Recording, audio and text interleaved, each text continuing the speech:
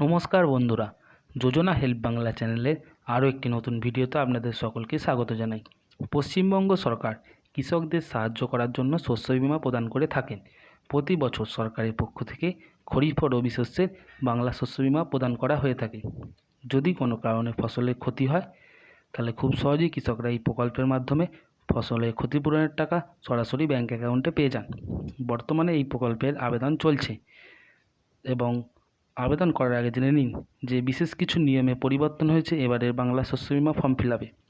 নতুন কিছু ডকুমেন্টসের হয়েছে সংযোজন। এর ফলে কয়টা কাগজ না থাকলে আপনি বাংলা শস্য বীমার যে টাকা পাওয়ার সুবিধা সেই সুবিধা নাও পেতে পারেন। তো এই সংক্রান্ত বিস্তারিত জেনে নিন আজকের এই ভিডিওতে। ভিডিওটি স্কিপ না করে প্রথম থেকে শেষ পর্যন্ত দেখুন। আশা করি আপনাদেরকে সঠিক তথ্য দিয়ে সাহায্য করতে পারবো। আর চ্যানেলে নতুন হলে অবশ্যই চ্যানেলটি সাবস্ক্রাইব করে নেবেন। বাংলার কৃষকদের জন্য সেরা ব্যবস্থা করলো রাজ্য সরকার। আবার আবেদন শুরু হলো বাংলা শস্য বীমা প্রকল্পে। চলছে খরিফ ও রবি সিজনের জন্যে আবেদন। ফসলে ক্ষতি হলে খুব সহজেই কৃষকরা এই প্রকল্পের মাধ্যমে ফসলের ক্ষতিপূরণের টাকা পেয়ে যান। যদিও এর জন্য কিছু শর্তাবলী প্রযোজ্য রয়েছে। তো কী ক্ষতিপূরণ হলে আপনি এই বাংলা শস্য বীমার টাকা পাবেন? রোপণে বিফল অর্থাৎ খরা বা প্রতিকূল আবহাওয়ার কারণে যদি কোনো এলাকার ধান 50% অধিক নষ্ট হয়ে যায়, ওই এলাকার বিমাকৃত কৃষক বিমাকৃত আমানতের সর্বাধিক 25% ক্ষতিপূরণ পাবেন। এছাড়া প্রাকৃতিক দুর্যোগ যেমন হচ্ছে অকাল বর্ষণ, শিলাবৃষ্টি, ভূমিধস, প্লাবন অর্থাৎ বন্যা, জমা জল, এর কারণে 50%-এর অধিক জায়গায় যদি ধানের ক্ষতি হয় তাহলে অন্তর্বর্তীকালীন বিমা করার টাকার সর্বাধিক 50% পর্যন্ত ক্ষতিপূরণ পেয়ে যেতে পারেন। এর জন্য কী শর্ত রয়েছে? যে রেজিস্ট্রেশন অর্থাৎ ফসলের ইন্স্যুরেন্স করে রাখতে হবে প্রত্যেককেই, যাতে পরবর্তী সময়ে ফসলের ক্ষতি হলে অবশ্যই ক্ষতিপূরণের টাকা হাতে চলে আসে। এছাড়া কোন ফসলের বীমা চলছে এখন বর্তমানে? ধান ও ভুট্টা, এই দুটি ফসলের জন্য আবেদন চলছে। খরচ কত?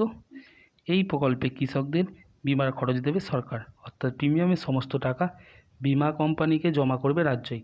অর্থাৎ আলু চাষের ক্ষেত্রে যেমন হয় যে ফসলের প্রিমিয়াম অর্থাৎ চাষের প্রিমিয়াম কাটতে হয় কৃষককেই, কিন্তু ভুট্টা চাষ ও ধান চাষের ক্ষেত্রে সেই প্রিমিয়াম সরকার কাটবে, অর্থাৎ চাষিদেরকে কাটার কোনো প্রয়োজন নেই।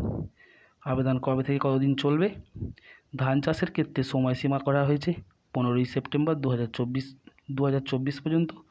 আর ভুট্টার ক্ষেত্রে করা হয়েছে 31শে আগস্ট 2024 পর্যন্ত। অবশ্যই মনে রাখবেন ধান চাষের জন্য সময় 15ই সেপ্টেম্বর 2024, আর ভুট্টার ক্ষেত্রে রয়েছে 31শে আগস্ট 2024। তো এবারে যে কী কাগজপত্র লাগবে, অর্থাৎ যেটা হচ্ছে ভেরি ইম্পর্টেন্ট, যে শস্য বীমা করার জন্য কোন কাগজপত্রগুলো অবশ্যই জরুরি।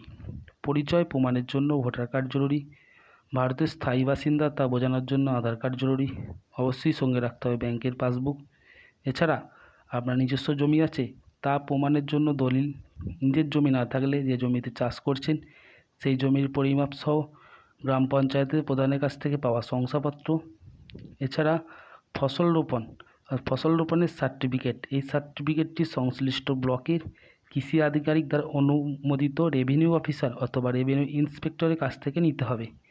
ভূমি ও ভূমি সংস্কার, উদ্বাস্তু, ত্রাণ, পুনর্বাসন দপ্তর কর্তৃক নিলেও কোনো অসুবিধা হবে না।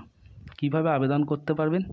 রাজ্যের শস্য বীমা প্রকল্পে আপনি যদি বিমা করতে চান তাহলে গ্রাম পঞ্চায়েতে ক্যাম্প করেছে, সেদিকে খোঁজ রাখুন।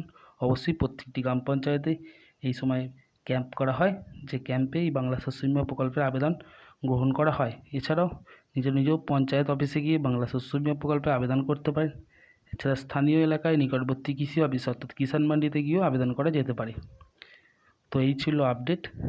অবশ্যই মনে রাখবেন ধান চাষের ক্ষেত্রে সময় হচ্ছে 15ই সেপ্টেম্বর 2024, আর ভুট্টার ক্ষেত্রে হচ্ছে 31শে আগস্ট 2024। আর ডকুমেন্টস অবশ্যই জরুরি। সঠিক ডকুমেন্টস দিয়ে সঠিকভাবে ফর্ম ফিল আপ করে জমা দিলে অবশ্যই আপনি এই বাংলা শস্য বীমার যে সুবিধা সেটি পেয়ে যাবেন। ভিডিওটি ভালো লাগলে চ্যানেলটি সাবস্ক্রাইব করে নেবেন। ধন্যবাদ।